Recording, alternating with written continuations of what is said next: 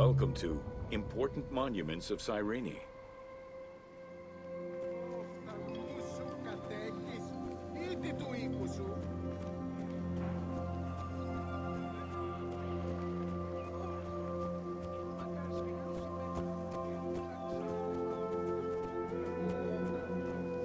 The sanctuary of Apollo sits on a prominent edge of the plateau of Cyrene, overlooking the Mediterranean Sea. It could be accessed either by the road from Apollonia, via the necropolis, or by the Sacred Way, coming from the agora of the city.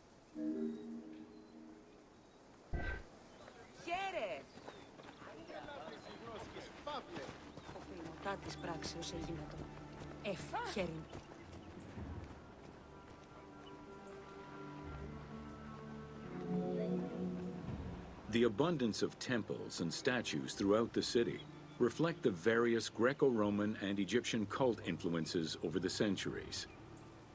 Temples dedicated to Apollo, Cyrene, and Zeus stood alongside those of Ptolemaic gods, such as Serapis and Isis. Numerous fountains were decorated to represent other gods, including the city's namesake, Cyrene.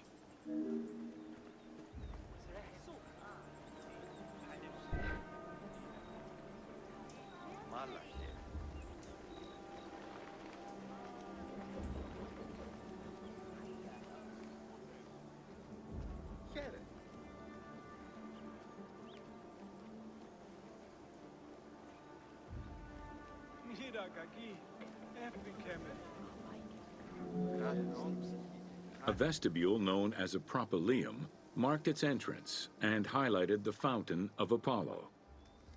God of the sun and of protection, Apollo was an important deity to both Greeks and Romans. The sanctuary built in his honor was considered to be sacred.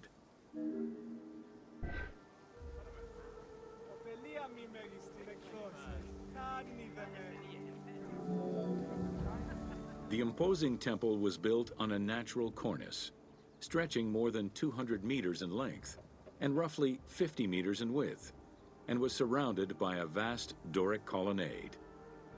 Sections uncovered by archaeologists indicate restorations to the columns were made between 115 and 116 CE.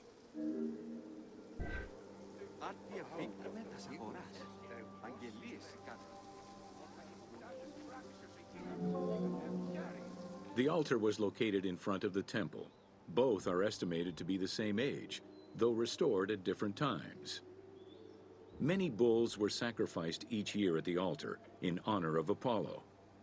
The imprint in the stone of the ring used to strap the animals down is visible to this day.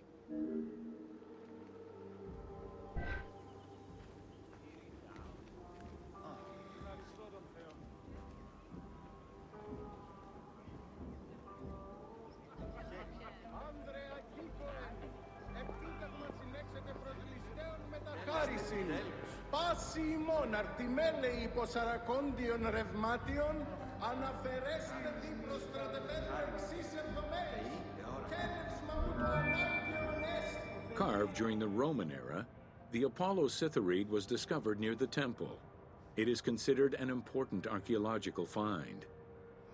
The statue of Apollo was in pieces when it was uncovered. Remarkably, most fragments were found, and the restored statue is currently at the British Museum. The team extrapolated the statue's final look based on the current partial reconstruction and placed it inside the temple to reflect the patron deity of the area.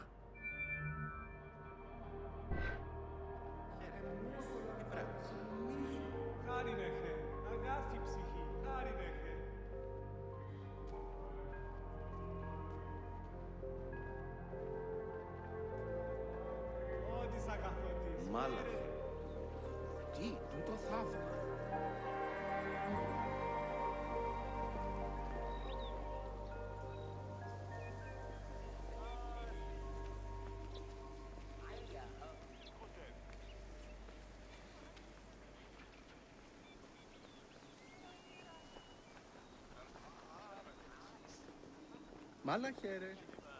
Ideo se ho abandan suyede.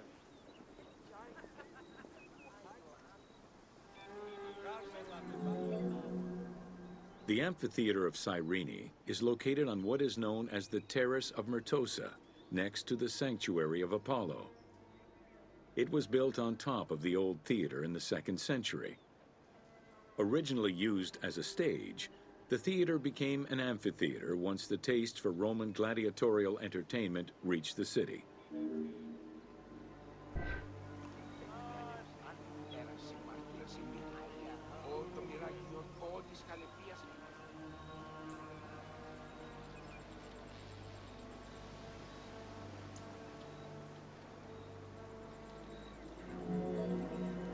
Entrances were placed at both ends of the amphitheater. A wall replaced the first 2 rows of bleachers as protection from the array of wild animals in the ring. The tunnel used for the parade of beasts and gladiators circled the arena, unlike the Roman Colosseum's tunnel, which was beneath the amphitheater. The basement and corridors accommodated both the gladiators and the animals, and included lifts that raised the traps into the arena's center.